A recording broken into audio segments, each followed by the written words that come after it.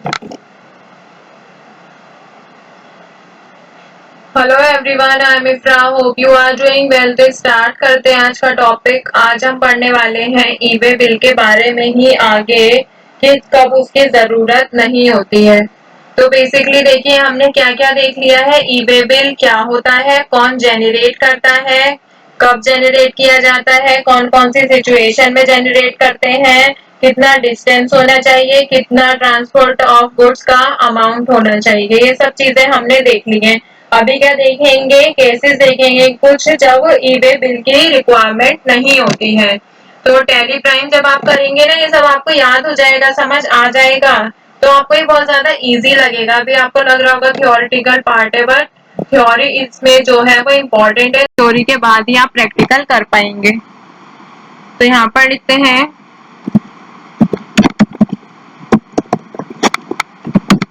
Cases when e-way bill is not required. जब e-way bill की जरूरत नहीं होती है। ऐसे कौन कौन सी सिचुएशन है, तो कुछ केसेस हैं जब ई-वे बिल को हमें जनरेट नहीं करना होता है। ठीक है, तो ये भी पता होना चाहिए कि कब हम ई-वे बिल को जनरेट नहीं कर सकते। तो फर्स्ट लिखते हैं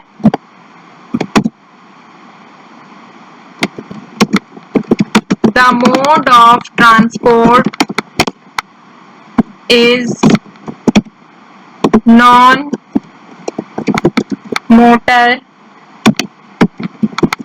व्हीकल। मतलब कि कैसा होना चाहिए, अगर मैं इसका आगे एग्जांपल लिख देती हूँ, रिक्शा। अब बैटरी वाले रिक्शा नहीं, नॉर्मल जो नॉन मोटर होते हैं, जो पहले चलते थे ना, वो वाली उसकी बात की गई है कि मोड ऑफ ट्रांसपोर्ट कैसा होना चाहिए, नॉन मोटर होना चाहिए। ठीक है, सेकंड पॉइंट पे आते हैं, गुड्स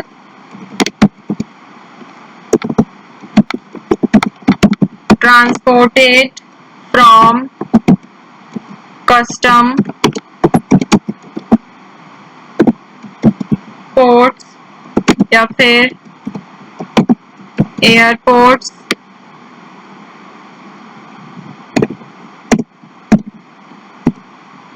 आगे क्या कहा गया है, एयर कार्गो कॉम्प्लेक्स और लैंड कस्टम्स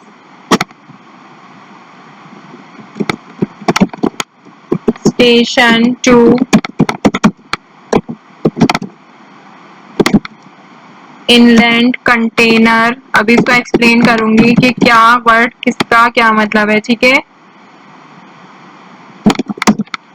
कंटेनर डिपोट, तो इसको हम शॉर्ट में क्या कहते हैं, आपने सुना भी होगा, ICD, है ना। शॉर्ट में इसको क्या कहा जाता है, ICD कहा जाता है, या फिर CFS भी आपने वर्ड सुना होगा। शॉर्ट में ही लिख देती हूँ, CFS। इसका फुल फॉर्म क्या होती है, कंटेनर फ्राइट स्टेशन। आगे क्या कहा गई है, मेन बात, for clearance bye customs.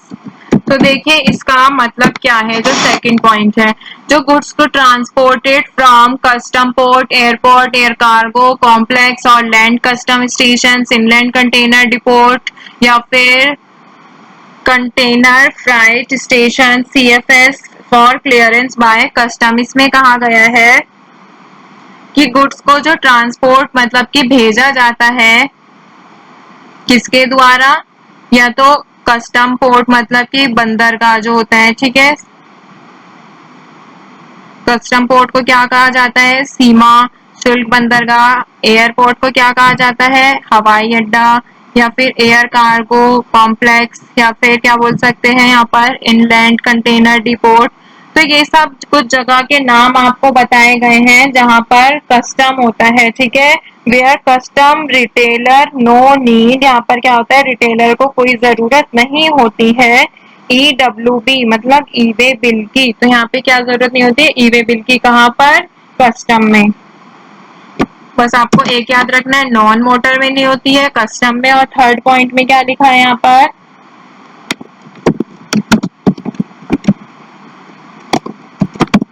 Goods transported under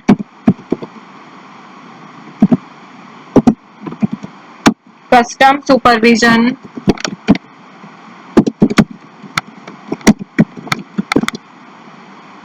और under custom seals good transport under, क्या आगे कहा गया है कि जो गुड्स होते हैं वो किस में मतलब कैसे ट्रांसपोर्टेड किए जाते हैं, कस्टम सुपरविजन में या फिर कस्टम सील में या फिर किसमें, custom bond from ICD. ICD अभी आपको बताया था, inland container depot to custom port, मतलब कि इन सब से कहां पर भेजे जाते हैं, कस्टम पोर्ट में, मतलब कि एक कस्टम स्टेशन से दूसरे कस्टम स्टेशन पर। इसको मैं शॉर्ट में लिख देती हूँ ताकि आपको समझ आ जाए। One custom station to another custom station से जब गुड्स को मूव किया जाता है तो भी हम ई वे बिल जनरेट नहीं करते हैं। फिर फोर्थ पॉइंट क्या था, ट्रांजिट कार्गो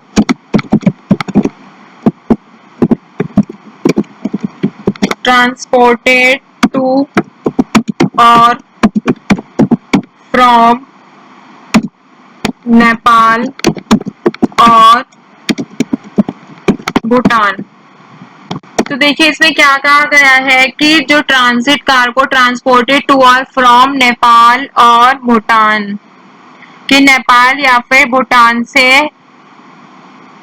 या वहां के जो कार मतलब कि ट्रांसपोर्ट है, ट्रांजिट किए जाने वाला जो कि कार्गो है, उसको हम क्या करेंगे, या तो वो नेपाल से आए या फिर नेपाल से जाए, मतलब कि भूटान से आए या फिर भूटान से जाए। तो इसमें भी क्या होता है कि जो ट्रांजिट हो रहा है कार्गो ट्रांसपोर्टेड के थ्रू नेपाल से भूटान में या फिर भूटान से नेपाल में, तो इसको भी हम क्या करते हैं, नहीं लिखते हैं। फिफ्थ पॉइंट लिख देते हैं, movement of goods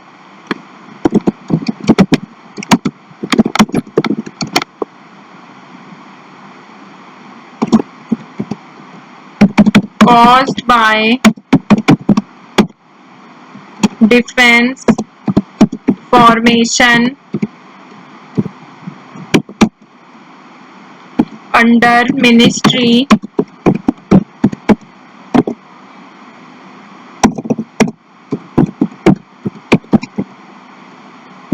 of Defense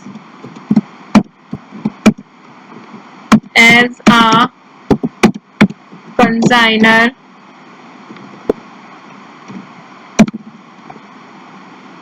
और कंसाइनी। तो देखिए इस फिफ्थ पॉइंट का मतलब क्या है, मूवमेंट ऑफ गुड्स किसके थ्रू, मतलब किसकी वजह से मूवमेंट ऑफ गुड्स होता है, डिफेंस फॉर्मेशन, मतलब कि बॉम्ब, सेफगार्ड्स, आर्मर्स, इन सब चीजों का जब मूवमेंट होता है तब भी क्या होता है कि ई वे बिल को जनरेट नहीं किया जाता। तो हमने यहाँ पे बेसिक 5 चीजें क्या देख ली है कि नॉन मोटर व्हीकल पे ई वे बिल को जनरेट नहीं किया जाता, या फिर कस्टम मतलब जहाँ पर कस्टम होता है रिटेलर को जरूरत नहीं होती है ई वे बिल की। फिर क्या कहा गया था कि एक कस्टम स्टेशन से दूसरे कस्टम स्टेशन पर जाने के लिए भी गुड्स को ई वे बिल की नीड नहीं होती है। फिर ट्रांजिट कार्गो ट्रांसपोर्टेड टू और फ्रॉम नेपाल और भूटान। फिर लास्ट में देखा था कि मूवमेंट ऑफ गुड्स किसकी वजह से होता है, मतलब कैसे, आर्मर्स होते हैं, मतलब कि आर्मी इन सब का सामान जो होता है डिफेंस का, बॉम्ब हो गए, सेफ गार्ड्स हो गई, टैंक्स हो गए, ये सब चीजें, तो ये सब का क्या होता है, इनमें भी ई वे बिल को जनरेट नहीं किया जाता है। तो फिफ्थ तो अभी हमने देख लिया है, कुछ और पॉइंट्स है उसको आगे कंटिन्यू करेंगे। Stay tuned and thank you.